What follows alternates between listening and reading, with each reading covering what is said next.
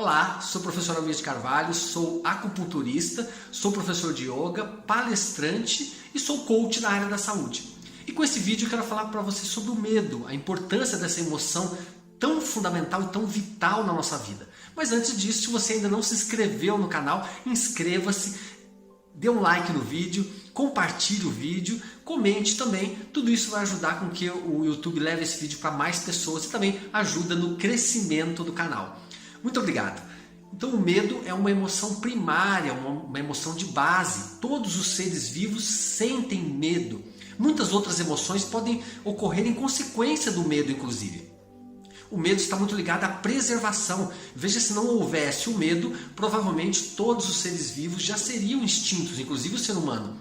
Então aquele impulso que nós temos de levar o nosso gene para frente, aquele impulso de preservação numa situação perigosa, aquele movimento interno que faz com que a gente, de certa forma, se esconda, se proteja ou enfrente um inimigo, tudo isso tem como base essa emoção chamada medo. É importante que a gente entenda o lado positivo do medo para que a gente possa aproveitar essa força para o nosso crescimento e para o nosso processo evolutivo. Inclusive, a própria evolução do cérebro e do pensamento foi acontecendo a partir das dificuldades e dos medos que os nossos antepassados passaram. Mas qual a importância então desse medo no sentido de preservação?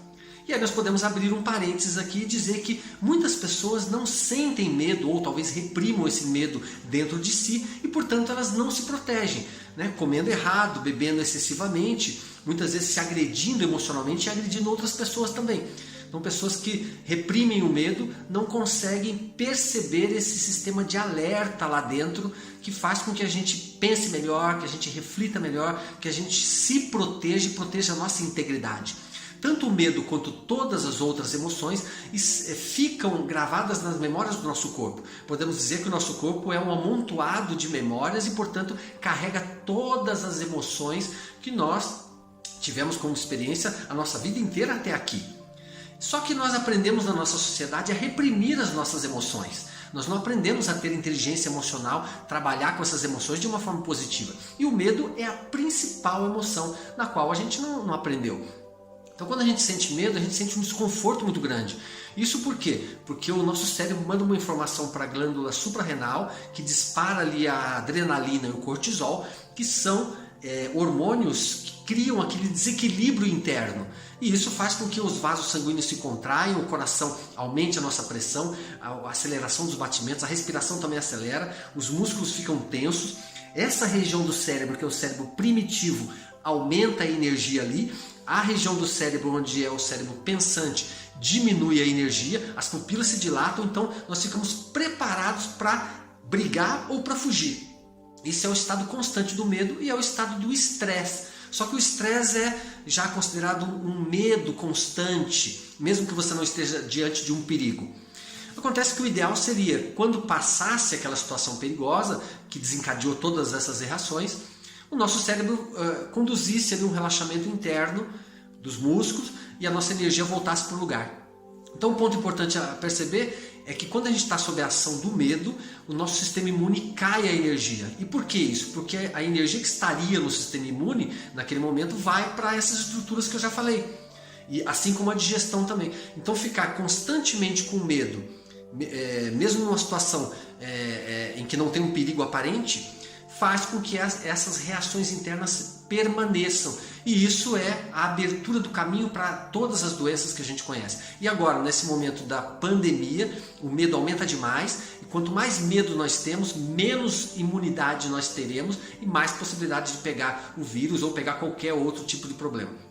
Então é importante entender a importância dessa emoção e dar um outro significado para ela. Perceber que todas as emoções são importantes, porque se não fossem elas, nós não tomaríamos atitudes, nós não sairíamos do lugar, nós seríamos aqueles seres pensantes, aquele robô que só pensa e não toma uma decisão, não faz um movimento para crescimento, para evolução da nossa espécie.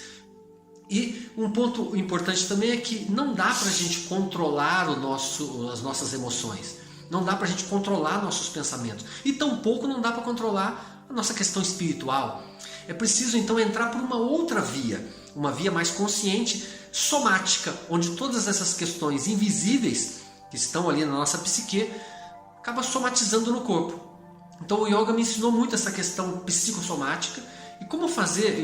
A yoga é uma ferramenta onde nós entramos pelo corpo, organizamos a nossa fisiologia, alongamos o nosso corpo, respiramos, entramos em contato com nós e isso sim faz uma transformação física que vai refletir na nossa psique, na nossa parte espiritual.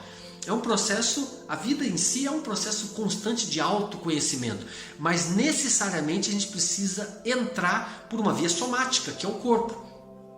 Tá certo? Então, quando a gente pensa em controlar uma emoção, na verdade a gente vai reprimir essa emoção. Da mesma forma o pensamento e também a nossa parte espiritual. É importante então que a gente tenha isso claro e comece a mudar a nossa fisiologia. Quando você percebe que uma pessoa mudou, quando você vê que uma pessoa diz assim, eu mudei do ano passado para cá, eu sou uma pessoa diferente, quando que você realmente percebe que a pessoa mudou? Quando ela mudou o corpo dela, quando ela mudou a atitude dela, quando ela mudou as ações onde ela coloca o corpo em movimento. Por quê? Porque mostra que ela está enfrentando os problemas, colocando toda a sua fisiologia ali. E não é um aspecto apenas intelectual. A mudança não acontece dessa forma.